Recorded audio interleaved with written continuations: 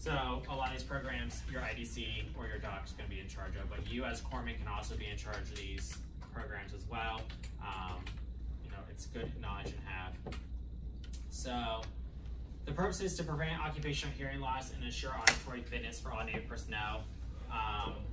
Noise-induced hearing loss is the fleet's #1 occupational health hazard. So things that would cause like noise-induced hearing, gunfire, working on a lot of equipment on ships during being in the engine room, needle gunning, anything that involve anything louder, you know, than a certain decimal point, right, or decimal loudness can cause any type of hearing loss. So the goal is to make sure we're wearing our ear protection, double ear protection when needed, and ensuring that not only ourselves, but our crew is abiding by these rules.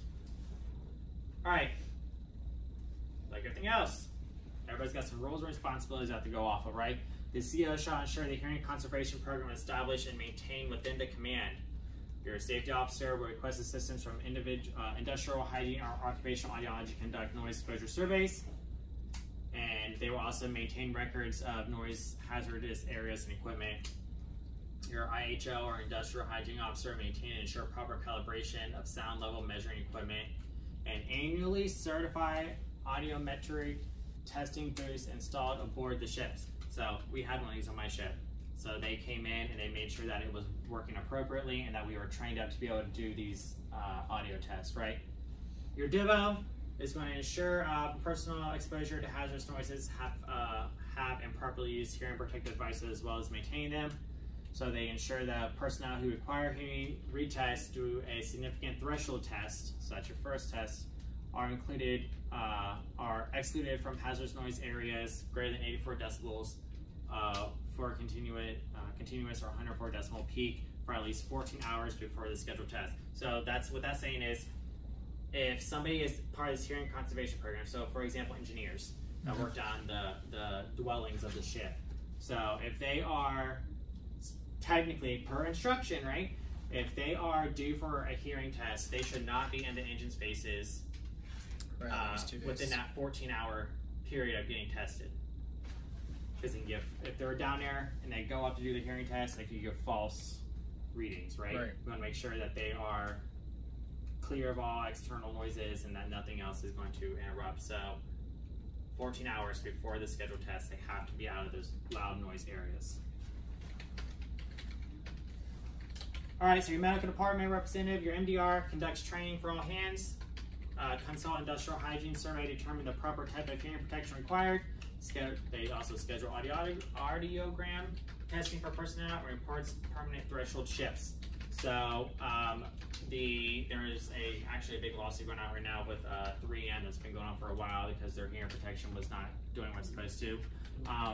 There is two types of hearing protection that they would use. There's the little phones that you would roll and you shove in your ears, and I also have these like silicone looking ones that look like little cones, little like things on them you put in there. But there's also, when we would do double ear protection, we would do those plus, you know, goggles, right? Or not goggles, headphones looking things. Noise hazardous areas is defined as sound levels routinely greater than 84 decibels and any work area where the peak sound pressure level, impulse or impact routinely is equal to or greater than 140 decibels. So that's your engine spaces. That can be anybody that works with, you know, is shooting guns all day, you know, your deck department, needle gunning the side of the ship, working on boats. Those are going to be your ones that are going to be mainly part of your hearing conservation on ship side, and then also, you know, your marine side, it's going to be whatever's equivalent on that side. I can only speak on ship side because that's what I know. So really anybody that is deck level and below is going to be part of hearing conservation. Your YNs and OSs and SHs and LS, all them people, aren't usually part of the hearing conservation program because they're not around those loud noise making things often. So your reference baseline hearing test, so your DD 2215, all personnel in hearing conservation shall have a reference hearing test in the record. So this is your baseline, right? So when we're doing hearing tests, we look at this form, This is your initials when you first got on board. This is, you know, the first time you checked in. We're like, cool, you can't hear anyway, that's great. And then we do a hearing conservation program. And usually that is done annually. So every year you will do another hearing test, and that goes onto your DD 2216, which usually is printed out. And it's like, huh, is there a shift? If there is a shift, is it a significant shift? Or are you just sitting there thinking you're hearing some stuff and you're not really hearing it, and you're just pushing the button because you're really super nervous and falling asleep? True stories. So your 2215 is your reference or your baseline. Your 2216 is your annual subsequent hearing conservation program form. Singing hearing protection required at all times for anything at 84 decibels for continuous exposure. Double hearing protection is required at all times for 104 decibels for continuous exposure. So engineer spaces will have double hearing protection. Anything usually above that, you don't necessarily need it unless you're like needle gunning or in an area that has high fan rooms. You should wear hearing protection.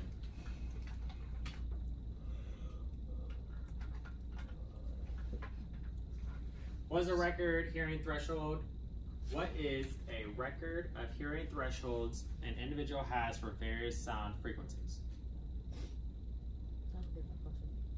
Audiogram. Upon entry into the service, a baseline audiogram is performed and recorded on what form? DD 2215. And what's the subsequent form? DD 2216. All right, what program was designed to prevent occupational hearing loss and assure auditory fitness for duty of all Navy personnel? Hearing conservation program. It's like I'm teaching y'all something. What is the fleet's #1 occupational health hazard? Hearing loss. Yes. Noise-induced hearing loss, yeah. Noise-induced hearing loss. What's ringing in the ears called? Tinnitus. Tinnitus, yeah. Who's responsible for ensuring that a hearing conservation program is established and maintained with command? The CO. Who's responsible for maintaining a record of noise hazards and areas and equipment? HM. Who? I'd say HM. So. Isn't it your, yeah, that one. Safety officer. How often at a minimum must industrial hygiene officers certify the audio testing booths and install more chips? Annually? Annually. DIVOs must ensure that personnel who require hearing tests due to a significant threshold shift are excluded from hazardous noise for how many hours? 14. A combination of insert type and muff type hearing protection devices shall be worn in all areas the sound levels exceed how many decibels? 104. And what is a reference audiogram form number? DD 2215. What is the hearing conservation data form number? Right. Yeah, they're still smart. Alright, is this the next one? Just want to make sure. Alright. Sight. Because you know we all got to see.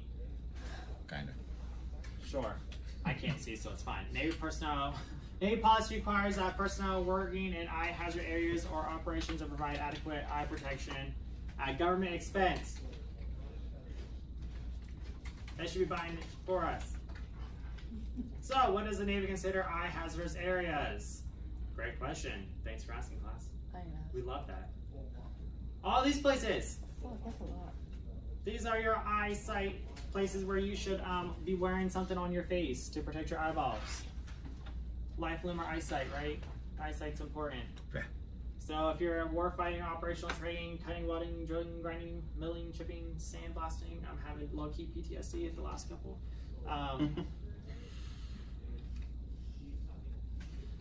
Side note, so we were using this laser yesterday, and it sounded like a needle gun. My agent and I were both deck seamen, and we used a needle gun the deck of a ship. It sounded just like it, and it was... It's like the sound of my nightmares. I swear to God, it is. I'll play it for you guys so y'all can experience what it sounds like to hear a needle gun. No. All right, you have to hear it. The CO shall ensure that an effective site conservation program is established within his or her command. Safety officer must evaluate annually. The DIVO ensures that everybody's using their eye protection. Medical department shall provide personnel with corrective lenses and provide personnel who require corrective lenses. And and work in eye hazardous areas with prescription eyewear. So if you are already blind and you got some glasses on your face, you're gonna make sure you get glasses on your face that protect your eyeballs too. Don't let somebody sit here and tell you that just because they're wearing glasses that counts as eye pro. No. All right, so we're gonna use our the eyewear prescription form DD771. They love to switch those numbers up in many different forms on the exam, so 771, right? The same way you get your prescription eyeglasses, the same way you can get prescription anything else. So if you need lead glasses, because you decide you want to go be a rad tech or come join me in the CBT world, you can get prescription lead glasses just for you. You can get prescription safety glasses made for you. Anything that you need for your eyeballs, you can get. Right? Right. I learned that that Gucci makes lead glasses. Yes, they do. All of my second year residents got them. Really? And I don't know how I feel about it. Must be Kind of nice. pretentious. Like, Please out hold. of pocket? No. So, like, we get Nike glasses. Ours are Nike, and there's another one that we can get also. But it's through the company that we get our lead through. You best believe I'm finna figure out how to get some Gucci glasses. I'm gonna let you know. Cause I mean, I don't want any. I don't care. But like, so I'm bad. I thought you would like it. I'm bad and bougie, right? Exactly. Like my lead that I have that has my name on it and is super precious. Everybody knows it's my lead. They don't touch it. So let me get some Gucci glasses to match my really pretty lead, because if it's one thing I'm gonna do is look cute, no matter what I'm wearing. Emergency eye wash. We have all this recorded. Yeah, It's okay. that's fine. Emergency eye washes and eye face masks are primary first aid for splashes, especially corrosive materials. Okay, item minimum flow rate of 0.4 gallons per minute for 15 continuous minutes. 0.4 gallons per minute for 15 continuous minutes. So if you turn that thing on and it's not giving you 0.4 gallons per minute for 15 continuous minutes, it's wrong.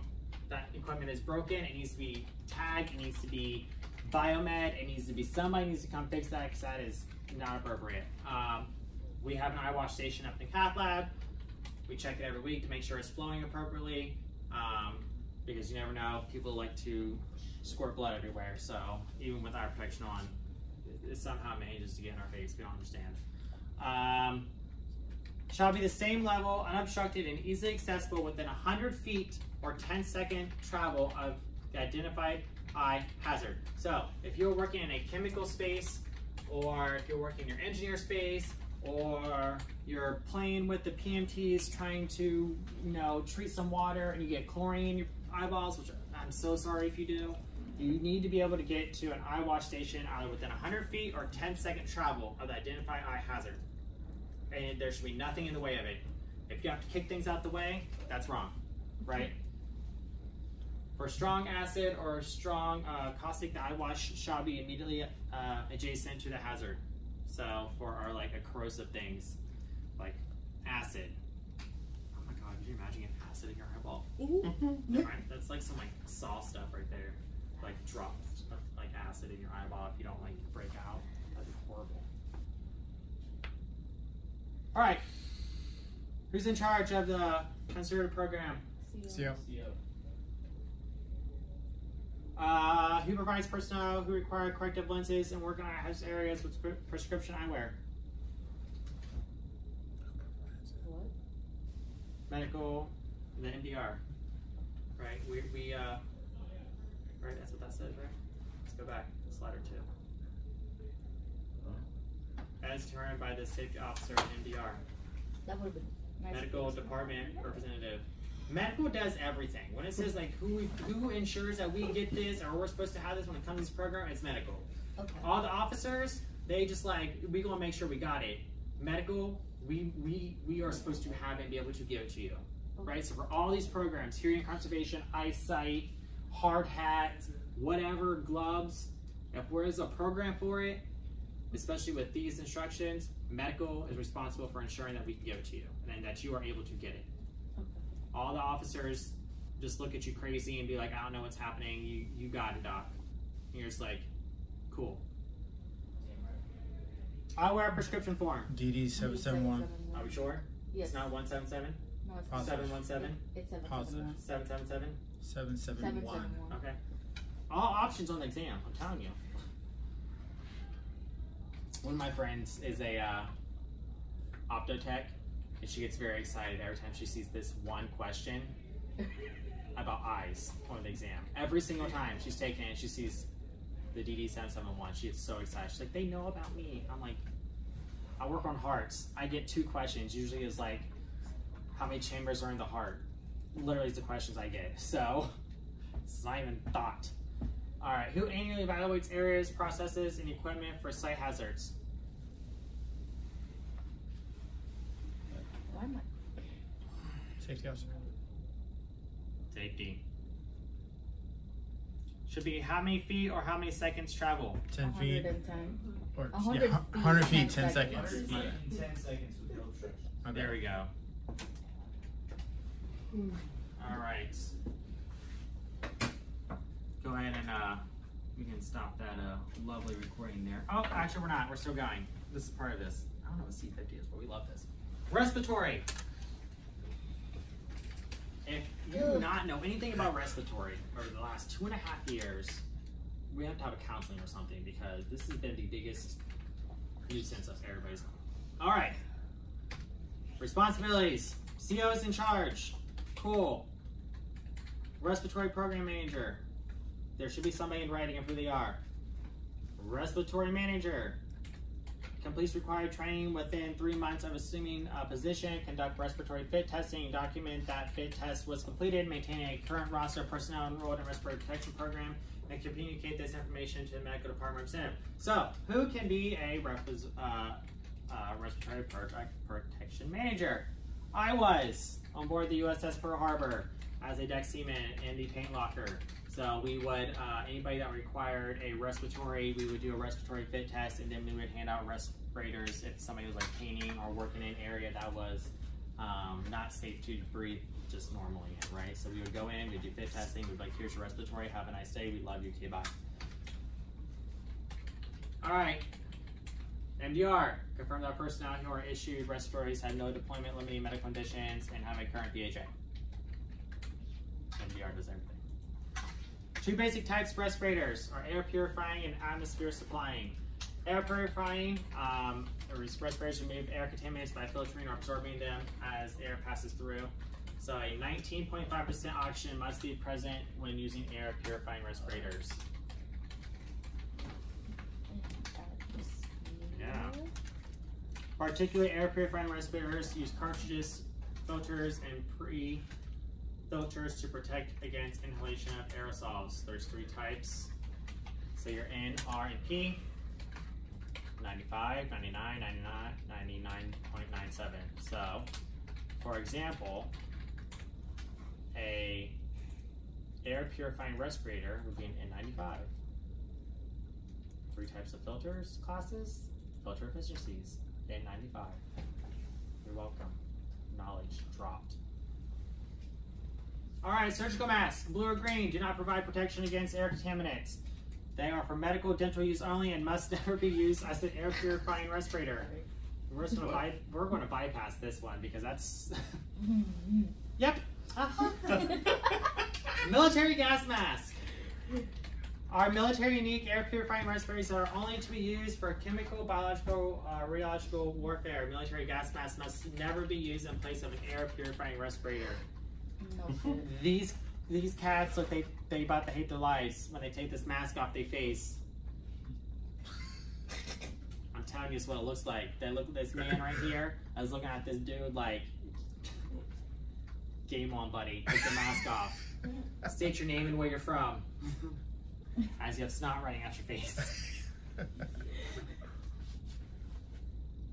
How to always never use a gas mask. Oh, that'd be dope. Oh, sorry. That's actually pretty cool. Not gonna lie, it looks cool. He in for it. Like, there's no coming back. Unless you properly route it at DD214. When you route your DD214, then you can do this. Don't come see me as DAPA. I saw nothing. Okay. I think that's the end of this presentation. I don't know if this Oh, ha ha. ha ha ha ha ha Ha ha ha ha. ha ha. I'll make sure I Oh. get a copy first before even thinking about that. So high, he talking to Pause that Jesus now? high. Did you pause